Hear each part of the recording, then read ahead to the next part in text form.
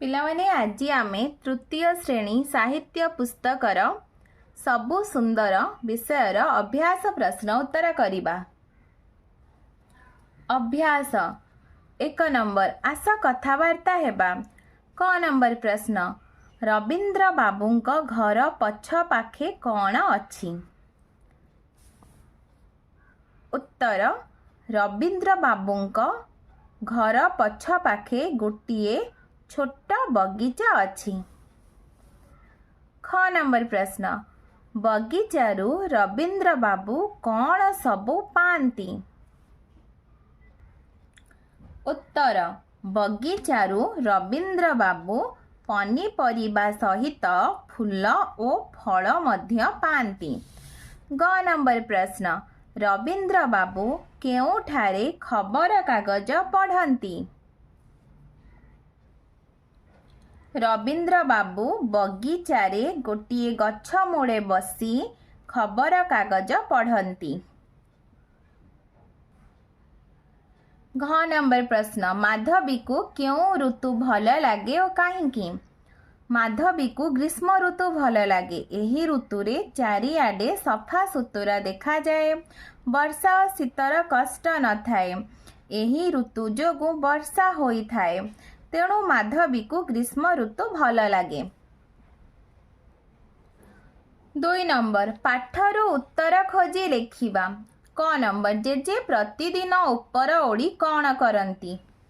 उत्तर JJ प्रतिदिन ऊपर ओढ़ी बगीचारे काम करती और गोटिए गछ मूले बसी खबर कागज पढ़ती। रविवार दिन किए किए जेजेंक सह काम करुथिले? उत्तर रविवार दिन जेजेंक सहित तांक 2 नातुणी माधवी और मिता एवं नाती मिट्टू काम करुथिले। ग नंबर प्रश्न मिट्टू केउ श्रेणी रे पढ़े? मिट्टू 5म श्रेणी रे पढ़े। घ नंबर मिता को क्यों ऋतु भल लगे? मिता को वर्षा ऋतु भल लगे। व नंबर प्रश्न माधवी को काहे की ग्रीष्म ऋतु भल लगे? ए ऋतु रे चारिआडे सफा देखा जाए। वर्षा और शीत प्रकोप न थाए। ग्रीष्म ऋतु जोगु वर्षा होई थाए। तेणु माधवी को ग्रीष्म ऋतु भल लगे। 3 नंबर आस देखिबा पढ़िबा आउ लेखिबा। जेपरी नातीर विपरीत लिंग नातुणी हुए, पुअर विपरीत लिंग झियो हुए, सेहीपरि अजा आई, भाई भौणी, मौसा माउसी, शिक्षक शिक्षयित्री, बापा माँ, मामू माई, पियूसा पियूसी, राजा राणी। ख नंबर जेपरी बहुत भल भारी भल, बहुत कष्ट भारी कष्ट, सेहीपरि बहुत चगला भारी चगला, बहुत उच्च भारी उच्च। 4 नंबर आस वाक्यटी को ठीक भावरे सजाई लेखिबा। क नंबर ऊपर ओढ़ी रवींद्र बाबू बगीचारे काम करती। ख नंबर सभिए खुशी मनरे पुनेई परब पाळंती। ग नंबर केते प्रकार फसल मध्य अमल करा जाए। 5 नंबर आस तले दिया जाइथिबा शब्द को नहीं वाक्य गढ़िबा। खाप खुआई सबु प्रकार परिवेश सहित खाप खुआई चढ़िबा उचित। पुनेई परबरे आम घरे पिठापଣା हुए। शीत ऋतुरे धान अमल हुए। सफा सुतुरा रहिले देह और मन भल रहे। आमे पाड़ी करी प्रार्थना बोलू। 6 नंबर तल कथा गुडिक किए और काहींकी कहिछि? क नंबर प्रश्न मोते शीत ऋतुटी भारी भल लगे। उत्तर एही कथाटी मिट्टू कहिछि। शीत ऋतुरे खरा बा वर्षा न थाए। देह को कष्ट हुए नहीं। बिलरू फसल अमल हुए। पाड़ी बगीचार विभिन्न प्रकार पनीपरिबा मिले। एही ऋतुरे बहुत पर्वपर्वाणी पालन करा जाए। ख नंबर ମୋତେ ବର୍ଷା ଋତୁଟି ଭାରି ଭଲ ଲାଗେ। ଏହି କଥାଟି ମିତା କହିଛି।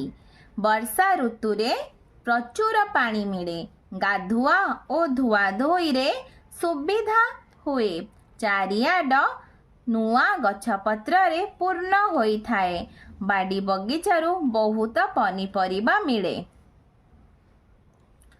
ଗ ନମ୍ବର ପ୍ରଶ୍ନ, ମୋତେ ସବୁ ଋତୁ ସବୁ ମାସ ଭଲ ଲାଗେ। ଏକଥା ଜେଜେ କହିଛନ୍ତି, କାରଣ ସବୁ ଋତୁ ଓ ସବୁ ମାସ ଆମର କିଛି ଉପକାର କରନ୍ତି। ଗ୍ରୀଷ୍ମ ଋତୁ ବର୍ଷା ଋତୁକୁ ନେଇ ଆସେ। ଶୀତ ଋତୁରେ ବହୁ ପନିପରିବା ମିଳେ। ଘ ନମ୍ବର ପ୍ରଶ୍ନ, ମୋତେ ଗ୍ରୀଷ୍ମ ଋତୁଟି ଭଲ ଲାଗେ। ଏକଥା ମାଧବୀ କହିଛି। ଗ୍ରୀଷ୍ମ ଋତୁରେ ଚାରିଆଡ଼େ ସଫା ସୁତୁରା ଥାଏ। ବର୍ଷା ଓ ଶୀତର କଷ୍ଟ ଲୋକମାନେ ଅନୁଭବ କରନ୍ତି ନାହିଁ। ଏହି ଋତୁ ଯୋଗୁଁ ପୃଥିବୀରେ ବର୍ଷା ହୁଏ। 7 ନମ୍ବର, ଆମେ ତଳେ ଥିବା ଚିତ୍ରକୁ ଦେଖିବା। ସେହି ଚିତ୍ର ବିଷୟରେ କିଛି ଲେଖିବା। ଏହା ବର୍ଷା ଋତୁର ଏକ ମନୋରମ ଦୃଶ୍ୟ। ବର୍ଷା ଋତୁରେ ପ୍ରଚୁର ବର୍ଷା ହୁଏ। ଗାଁ ଦାଣ୍ଡରେ ବର୍ଷା ପାଣି ବହି ଚାଲିଥାଏ। ପିଲାମାନେ କାଗଜରେ ଡଙ୍ଗା ତିଆରି କରି ଗାଁ ଦାଣ୍ଡରେ ପାଣି ସୁଅରେ ଭସାନ୍ତି।